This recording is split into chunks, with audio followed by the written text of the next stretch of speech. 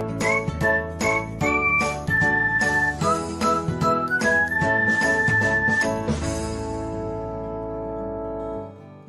everyone, welcome back to another episode of Technologyglance.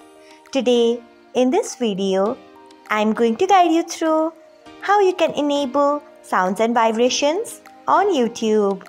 So let's get started. Firstly, open YouTube app in your device. Then tap on profile icon if you haven't.